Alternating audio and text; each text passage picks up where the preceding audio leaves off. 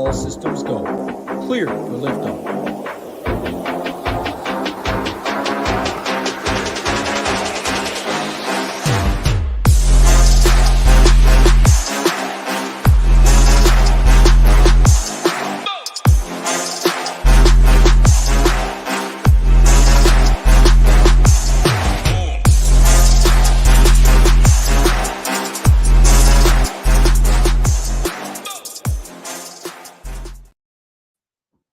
What's up, everybody? Big Marley 3 from SHIPIT Nation here to break down the Week 14 NFL Tiers Slate for you guys.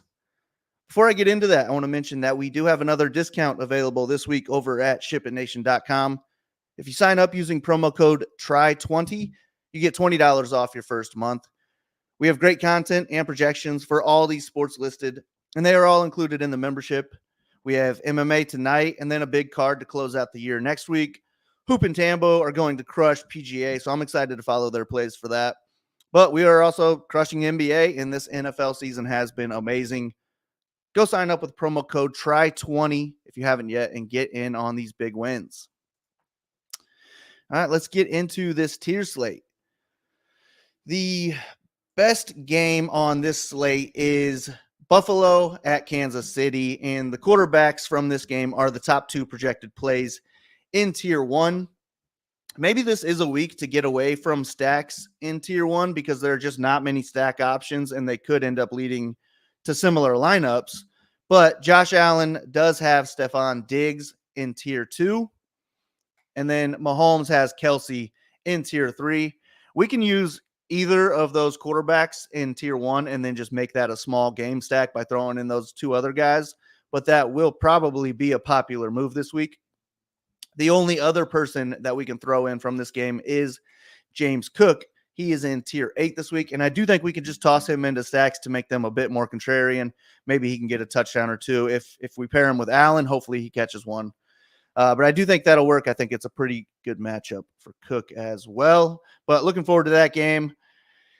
The third highest projected quarterback in Tier 1 is going to be Lamar Jackson. But his only teammate in tiers this week is Gus Edwards in Tier 8. And those two just don't really correlate, with Gus having only 11 receiving targets on the year and 0 receiving touchdowns.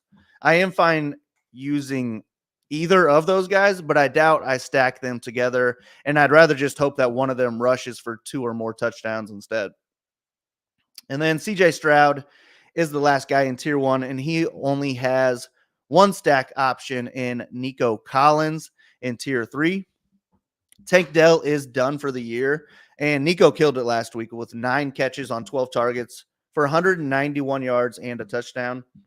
He has had a 35% target share this season with Tank Dell off the field, and this is a tough matchup, so it should keep his and Stroud's ownership down this week. And then in Tier 5, we have stack partners for all 6 of these quarterbacks for maybe the first time this year. Brock Purdy is our highest projected currently, and he has Brandon Ayuk and Deebo Samuel both in Tier 6 this week. I'm fine using either of them, but I do want to lock in one of these two guys for my Purdy lineups. He also has Christian McCaffrey in Tier 2, who is a great stack partner as well. I just don't love the Purdy CMC only stacks personally, because I think if Purdy's going to have a good enough game to win Tier 5, one of those receivers is probably going to come along with him. And then we have next on the list, Justin Herbert. He has an auto stack for me with Keenan Allen in Tier 2. He also has Austin Eckler in Tier 3, but similar to CMC, he would just be the third man in a stack for me, and I won't be doing skinny stacks with Herbert and Eckler only. And then Justin Fields is a guy we don't even need to stack because he has crushed this Lions defense on the ground. In the last 3 games against the Lions, Fields has rushed for 383 yards and 2 touchdowns. So I'm fine using him solo, but he does have DJ Moore in Tier 7 this week, and those two have been great together this season. DJ Moore made Tambo's tidbits this week too. In the last 6 games with Fields, DJ Moore has 716 yards and 6 touchdowns on a 31% target share. Not too shabby at all. And then we have Jared Goff on the other side of the ball, and he has a few stack options. He has Amon-Ra St. Brown in tier 2. Sam Laporta is coming off his best game of his career with 140 yards and a touchdown last week. He is in tier 8. And then we have both running backs in tier 7. Gibbs would be the one that I would rather stack with Goff, but Montgomery is headed back to Chicago for another revenge game. So I like him as well. I'm fine using either quarterback from this game, or maybe just make a mini stack with DJ Moore and one of those Lions receivers. And then just Russell Wilson has his favorite target in Cortland Sutton in tier 8, and he has a good matchup. But Russ is just not a guy that I like to use, so I'll probably end up fading him, and then I'll maybe use Sutton as a run back or a mini stack with one of those Chargers guys instead.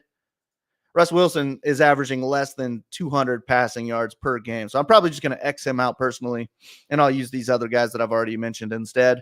I also don't know that I'm going to get to Joshua Dobbs this week, but he does have Justin Jefferson returning, which should help.